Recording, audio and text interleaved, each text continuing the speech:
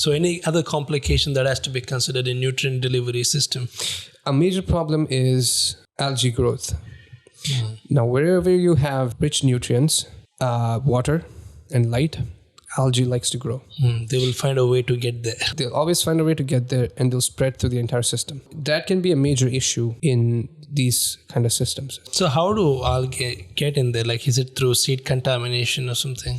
Seeds, other plant materials in the water. A number of perhaps. reasons. Yeah, the water could have some sort of spores or whatever. I don't know. And that can sap out the oxygen in the water, which can harm plants. They also take up the nutrients. And they're a nuisance because they clog up the entire system. It's hard to clean. And yeah, that's... makes it more maintenance, like more maintenance heavy. So having some sort of preventative measures such that there's no light that gets into the hydroponic trays would be great. So some sort of cover on top which prevents exposure of light to the nutrient solution while only exposing the plant and the plug, the surface of the plug to the light. Right. And once the plant grows, even that surface is covered by the plant. Interesting. But if any other complications apart from algae in nutrient delivery? Then you have the nutrients themselves, like the nutrient solution itself. Right. So which is basically take water and then you dissolve some, or in it you dissolve some fertilizers. Okay. Which could consist, all the whole sweep of nutrients required for the plant, macro and micronutrients.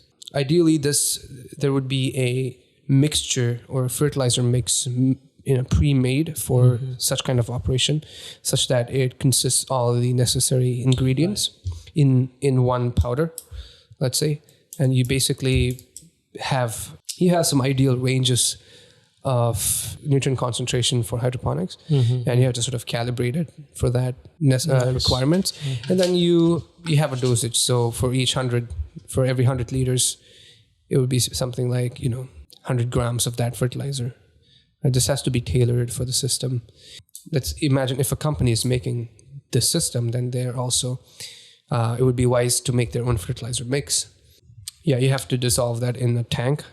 There will be a tank in the system at the bottom, perhaps, or even at the top. That's one part, the nutrients itself. And then you have to look at a couple of metrics for the nutrient solution. One is the pH, and plants operate best at a specific range of pH, and that's neutral pH tilting towards 5.8. That is acidic? Yeah, 5.8 to let's say 7.5. Yeah, 6.5 is a nice target. That's one. And the second thing is what's called the electrical conductivity. How much it basically signifies how much minerals are there. And it's sort of a proxy metric to see how much salts and minerals are there in the concentration of fertilizers. Right. So you could, the supplier could test the mixture and see, under the ideal composition, this is the EC value, and this is the ideal EC range. So you can give a targeted electrical conductivity range of maybe 1.1 to 2 millisiemens. Millisiemens per centimeter square. Some sort of monitoring system, which we'll get into later, but something that monitors these two metrics would be helpful. So this is about nutrients. Yes. So have you come across any microbes, use of microbes in the aquaponics or hydroponics?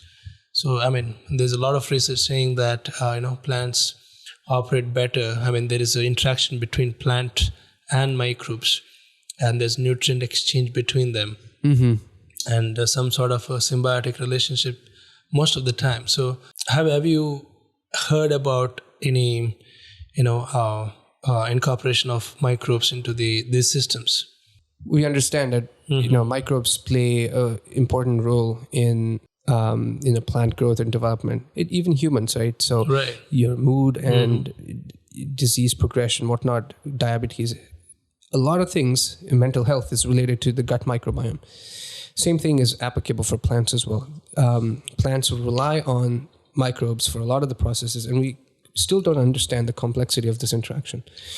But the technology that we have at this point allows us to look at the whole microbiome, so the whole whole collection of the microbes that are associated with the plant, maybe in the roots or even in the shoots. So if you allow me full on speculation here, I can foresee in the future where you have a consortium of microbes, right? Something like a probiotic, like for plants. For plants.